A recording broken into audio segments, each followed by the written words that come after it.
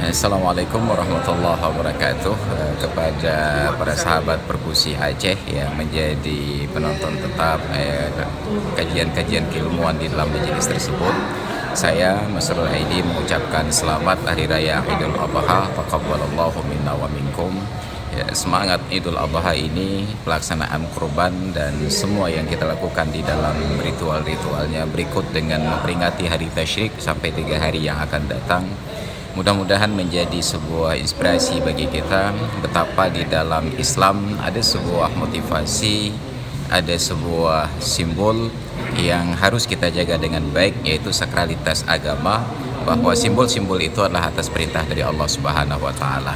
Mudah-mudahan dengan saling berbagi di hari raya Idul Fitri kita berbagi zakat fitrah, di Idul Adha kita berbagi kurban, itu akan merekatkan hati dengan hati dan itu akan merajut silaturahmi lebih kuat lagi dan menjadi imunitas tubuh yang tinggi untuk menghadapi virus dan bala ini.